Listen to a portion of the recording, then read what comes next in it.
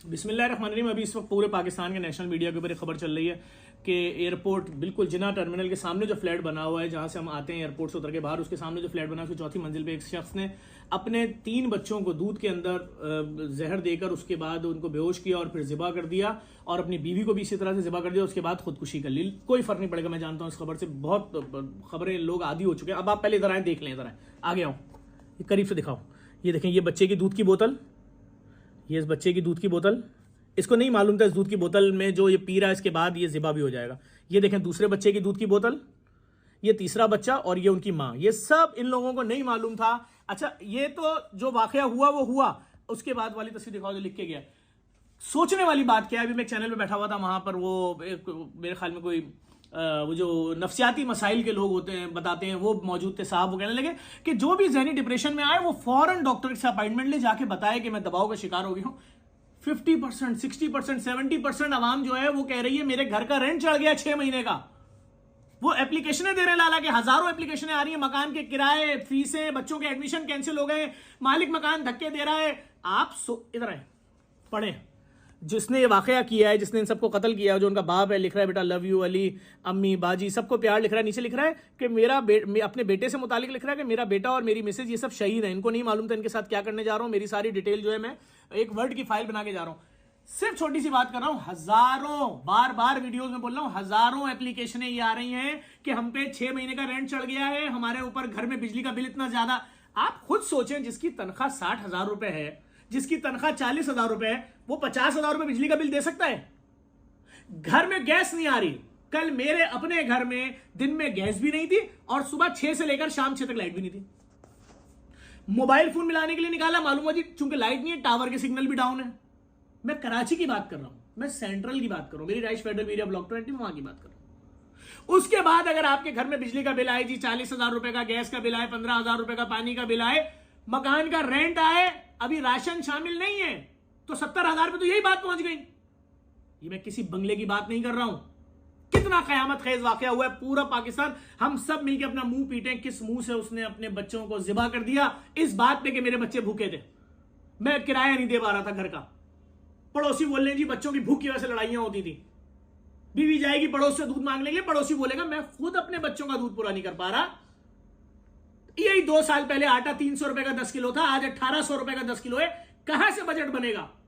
तेल की थैली 155 रुपए लीटर थी, मैंने खरीदा है लाखों लीटर अभी है कोविड में, वो 700 रुपए लीटर, 800 रुपए लीटर, 90 रुपए लीटर पेट्रोल था, 300 पे चला गया।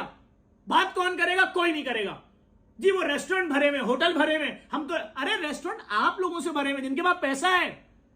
एक मिडिल क्लास आदमी, लोअर मिडिल क्लास आदमी मंदी खाएगा जाके, 40,000 का बिल बन जाता है। 12 आदमी अगर खाना खा लें 40,000 तो उसकी पूरे साल की जमा पूंजी नहीं होगी। कौन इस पे बात करेगा? इस पे अमल कौन करेगा? कब से चीख रहा हूं कि कोई ग्रांट दे हुकूमत, जिसके अंदर लोगों को कम से कम राशन तो मिल जाए। हम तो छोटे छोटे फलाई इदारे हैं, हमने 14 साल में पहली बार हुकूमत से दरखास्त की है, खुदा के वास्ते डायलिसिस लैब, इसमें हमारे साथ पार्टनर बनो। कुछ हम मांग के लाते हैं लोगों से, कुछ आप दो। नहीं है पैसे, लोकल डोनेशन ही नहीं है। लेकिन ये आम आवाम जाए किधर? कोई रास्ता तो बताएं। जाए शिरकत करेगा पूरा पाकिस्तान, फिर उसके जनाजे में कौन जिम्मेदार है, कौन कसूरवार है? मैं अभी टीवी पे देख रहा हूं, डॉक्टर आके बता रहे हैं कि नहीं नहीं, जैसे ही आप डिप्रेशन में आए फौरन डॉक्टर के पास आ जाइए। अच्छा, डॉक्टर के पास आएगा, बोलेगा डॉक्टर साहब ये 6 महीने का घर का किराया चढ़ा हुआ है, मालिक मकान मेरी बेगम के सामने मुझे धक्के दे रहा है, तो डॉक्टर क्या बोलेगा? डॉक्टर साहब मैं 2 जॉबें कर रहा हूं, उसके बाद पहली जॉब से 40,000 कमा रहा हूं, दूसरी जॉब से 15,000 कमा रहा हूं, 55,000 रुपए बनते हैं, बच्चों की फीस नहीं दी है, 6 महीने से स्कूल से निकाल दिया है, तो डॉक्टर क्या करेगा? तो खुदा के वास्ते ये आपके अपने लोग हैं, ये आपकी अपनी आवाम है, 80% पाकिस्तानी हैं जिनके लिए कोई सोचे।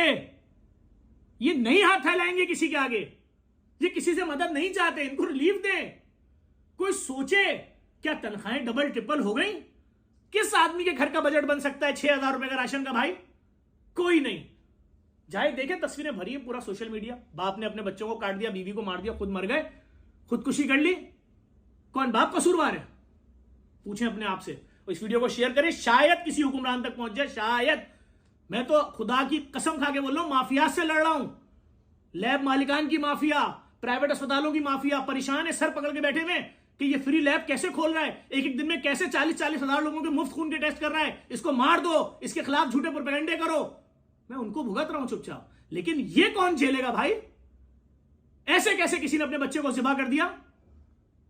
हम तो चीख चीख के कह रहे हैं, एक एक दिन में 10-10 हजार एप्लीकेशन आ रही है, कैसे पूरा करें? है ही नहीं, वसाइल ही नहीं है, पैसे ही नहीं है। मैं भी एक साहब के पास गया, मैंने अपने सारे अकाउंट दिखाए जेडीसी के, कहां से आएंगे पैसे भाई? कोई रास्ता तो बताओ।